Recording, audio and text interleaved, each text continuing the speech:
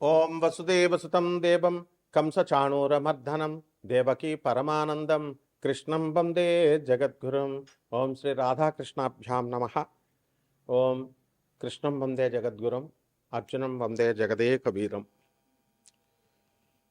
మనకి చాలామందికి ఏమండి, నేను సాఫ్ట్వేర్ ఇంజనీర్గా ఉద్యోగం చేస్తున్నాను, నా ఉద్యోగంలో ఎదుగుదల లేదు, నా ఉద్యోగం లే ఆఫ్ల వల్ల ఊడిపోయిందండి గురుగారు, ఏం చేయాలండి, నా కొత్త ఉద్యోగం వస్తుందా రాదా అండి, ఇదొక బాధ. అలాగే కొంతమంది ఏమండి ప్రైవేట్ ఉద్యోగాలు చేస్తున్నామండి ఎన్నో సంవత్సరాల నుంచి, అక్కడ మాకు ఎదుగుదల ఉండట్లేదు. కార్పొరేట్ హాస్పిటల్స్లో చేస్తున్న డాక్టర్స్ మాకు టార్గెట్ 3 కోట్లని ఉంటుంది, అన్ని టెస్టులు రాయలేక మేము అక్కడ ఆత్మని చంపుకోలేక ఆ టార్గెట్ పూర్తి చేయలేక మా జాబులు పోయినాయి, మళ్ళీ కొత్త జాబ్ వస్తుందా రాదా, ఇలా అనమాట. అలాగే చాలామందికి ఏమండి పెళ్ళి అయ్యేదాకా పెళ్ళి అవ్వలేదండి అన్నారండి. పెళ్ళి మాకు 10 ఏళ్ళైనా మాకు చాలా దగ్గరకు వచ్చి పోతున్నాయండి సంబంధాలు. తర్వాత మనకి ఈ మ్యారేజెస్ ఎక్కువ కట్నాలు అడుగుతున్నారండి, ఇట్లా రకరకాలు అడుగుతూ ఉంటారు. సో దీనికి మనకి ఎట్టి పరిస్థితుల్లో మ్యారేజ్ అయిన తర్వాత ఏమో సంతానం పుట్టట్లేదండి. 11 ఏళ్ళు అయిందండి, ఇప్పుడు పుట్టరండి.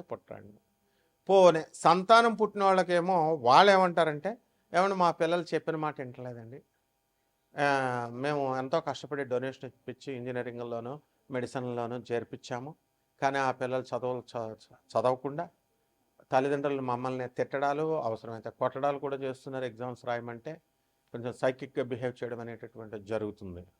ఇలా ఇక భార్యాభర్తలు గొడవల దగ్గరికి వచ్చి, ఏమండి మా భర్త పరస్త్రీ వ్యామోహంలో పడిపోయి అతను మమ్మల్ని పట్టించుకోవడం లేదు, ఆడ కుటుంబంలో తిరుగుతున్నాడండి.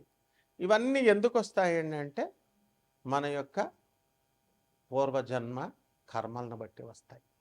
దరిద్ర దేవత మనల్ని పట్టుకుంటే వస్తాయి.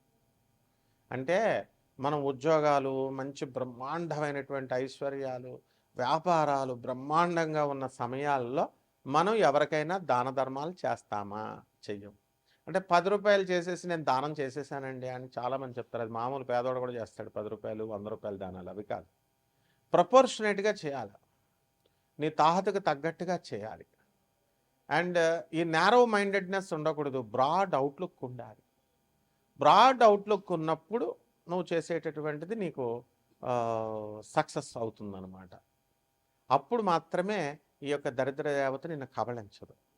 ఏమండి జ్యోతిష్కులు చెప్పినటువంటి రెమెడీస్ అన్నీ కూడా మేము చేసేసామండి, చాలామంది దగ్గర చూపించుకున్నాడు, వాళ్ళు ఏమైనా మీకు జాబులు ఇస్తారా, లేదా వాళ్ళు చేసేసే రెమెడీస్ ఏమైనా వాళ్ళు ఏమైనా దేవుళ్ళే మీకు ఇలాగా చేసేగానే, యజ్ఞం చేసేగానే వాళ్ళు ఏమైనా విశ్వామిత్ర మహర్షుల, వశిష్ఠ మహర్షుల ఇలాగ హోమాలు చేసేగానే మీకు సక్సెస్ అయిపోవడానికి? వాళ్ళకే దిక్కు దివాణం లేదు, మీకేం చేస్తారు? అండ్ ఏం చెప్తారు, అన్ని యజ్ఞాలతో 5వ క్లాస్ కూడా చదవలేదు ఒకడు అందులో. స్వామీజీల ముసుగులో వింటారు, 5వ క్లాసులు కూడా చదవరు వీళ్ళు. పాండిత్యం మాత్రం ఓ పెద్ద కబుర్లు చెప్తారు. యజ్ఞాలు చేసేస్తున్నాం, కోరికలతో వచ్చేస్తున్నారు టెంపుల్స్కి, యజ్ఞాలు కలియుగంలో సక్సెస్ అయిపోతాయి, అందువల్ల హోమాలు చేసేస్తే అయిపోతాయి.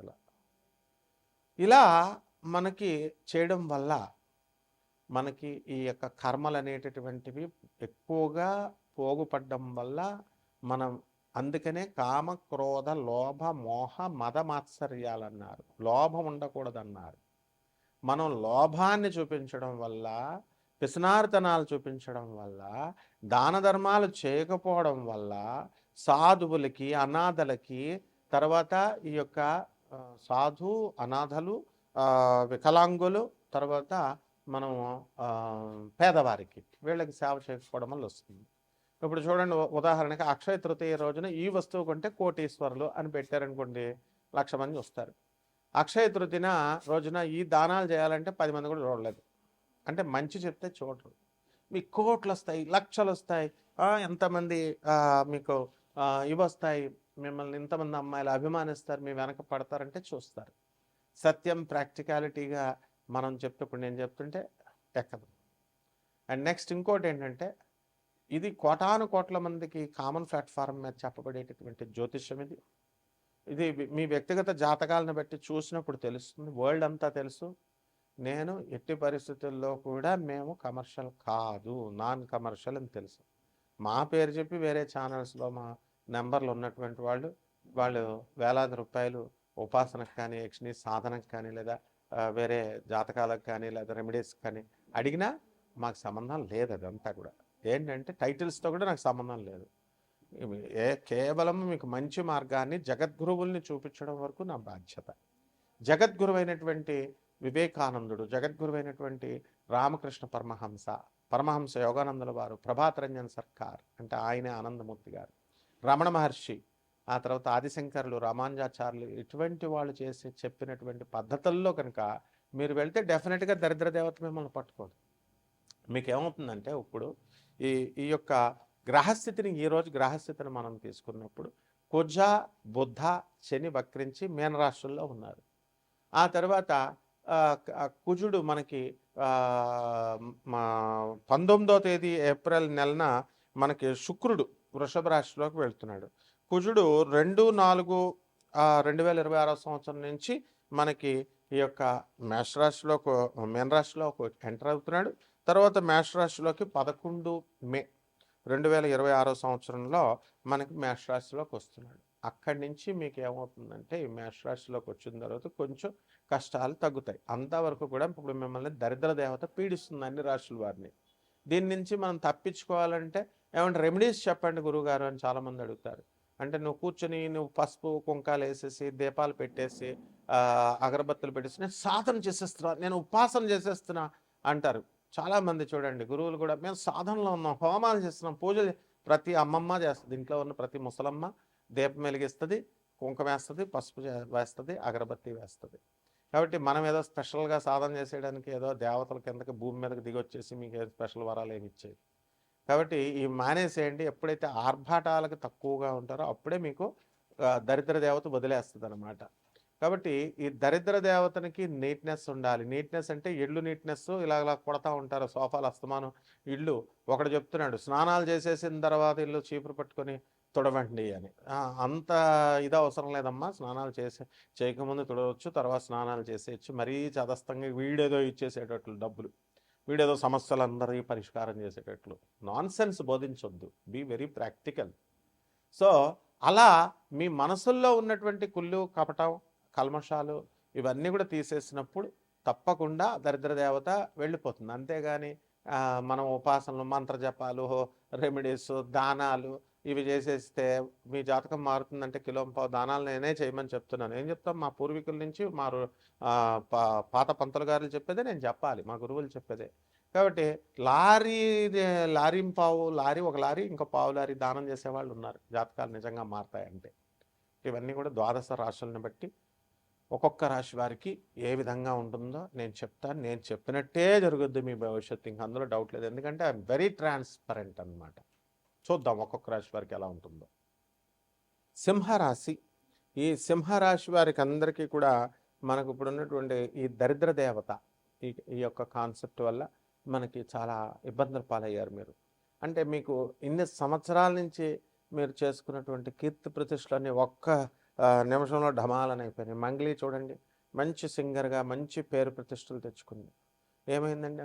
మొత్తం ఆమెకు ఇన్వాల్వ్మెంట్ ఉన్నా లేకపోయినా వాళ్ళ తమ్ముడు వల్ల ఆమె పాత్ర ఉందంటూ ఆమె పేరు చెప్పి కలెక్ట్ చేస్తామంటూ హేమంత్ అనేటటువంటి వాడు, ఇలా చాలామంది మొత్తం దెబ్బతిన్నారా లేదా?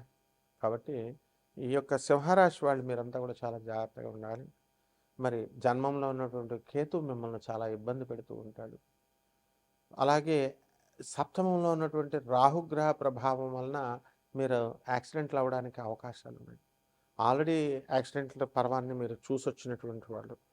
మీ పిల్లల గురించి అనేక రకాలుగా మీరు ఆలోచిస్తూ బాధపడుతూ ఉన్నారు. కాబట్టి ఇవన్నీ కూడా మీరు దాటుకుంటూ ముందుకు వెళ్ళాలి. అలాగే ఈ యొక్క శుక్రుడు మనకి కర్కాటక రాశిలోకి 8 జూన్ 2026 సంవత్సరంలో ప్రవేశిస్తున్నాడు. దీనివల్ల మనకి చక్కగా సింహరాశి వాళ్ళంతా కూడా అప్పటి నుంచి బ్రహ్మాండంగా ఇళ్ళు కట్టడము, నెంబర్ 1గా మీరంతా కూడా ఎస్టాబ్లిష్ అవ్వడము, ఇవన్నీ కూడా జరుగుతాయి అన్నమాట. అలాగే ఈ యొక్క మిథున రాశిలోకి శుక్రుడు 14 మే 2026 సంవత్సరం నుంచి రావడం జరుగుతుంది. దానివల్ల ఏమవుతుందంటే లాభంలో ఉన్నటువంటి శుక్రుడు అనేకమైనటువంటి స్త్రీల వలన లాభాలు, భార్య వలన లాభాలు, భార్య తరపు బంధువుల వలన లాభాలు ఇవన్నీ జరుగుతాయి. అట్ ద సేమ్ టైం వాళ్ళ వల్ల ఈ యొక్క కొన్ని విషయాల్లో పట్టుదలలు, చికాకులు ఇలాంటివన్నీ కూడా పొజెసివ్ నేచర్తో వాళ్ళంతా కూడా మిమ్మల్ని ఇబ్బంది పెట్టడం అనేటటువంటివి జరుగుతాయి. కాబట్టి ఈ యొక్క సింహరాశి వారికి అందరికీ కూడా మనకి బుధుడు మరి మిథున రాశిలో 29/5/2026 సంవత్సరంలో ఉన్నాడు. కాబట్టి లాభంలో ఉన్నటువంటి బుధుడు మిమ్మల్ని విద్యార్థులను బ్రహ్మాండంగా చదివిస్తాడు. వ్యాపారాలు చేసేటటువంటి వాళ్ళు కిరాణా షాపులు, ఈ యొక్క డిపార్ట్మెంటల్ స్టోర్స్, అన్ని రకాల వ్యాపారాలు చేసేటటువంటి వాళ్ళందరూ కూడా సక్సెస్ఫుల్గా మీరు ముందుకు వెళ్తారు. ఎలక్ట్రానిక్స్ వ్యాపారాలు, పుస్తకాల షాపులు, సిమెంట్ షాపులు, బిల్డర్లు, రియల్ ఎస్టేట్ వ్యాపారాలు ఇవన్నీ కూడా ముందుకెళ్తాయి. అదేవిధంగా లాయర్లు కూడా మీ కేసుల్లో విజయవంతమవుతారు. మీరు ఇప్పుడు పోలీస్ స్టేషన్లలో చూడండి, కొంతమంది ఇప్పుడు మంగ్లీ కేసులోనే పంజాగుట్ట సిఐ రామకృష్ణ అనే వ్యక్తి, అతను బ్రీత్ అనలైజర్ను పెట్టి కొంచెం హడావిడి చేశాడని చెప్పేసి మరి అడ్వకేట్ సుబ్బు కేసు వేయడం, హైకోర్టులో లాయర్లు అంతా కూడా, బార్ కౌన్సిల్ అంతా కూడా మరి హైకోర్టు సీరియస్గా తీసుకొని అతను మందలించడం, ఇవన్నీ అవసరమా? కాబట్టి ఇవన్నీ కూడా ఇలాగా అడ్వకేట్లు విజయం సాధిస్తారనమాట.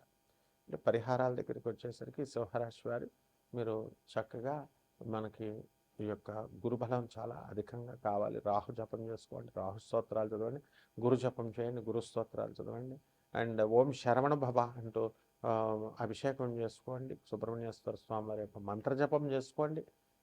పేదలకి, అనాథలకి, వికలాంగులకి, సాధువులకి అందరికీ దాన ధర్మాలు చేసుకోవడం ద్వారా బ్రహ్మాండంగా ఉంటుంది. శుభమస్తు.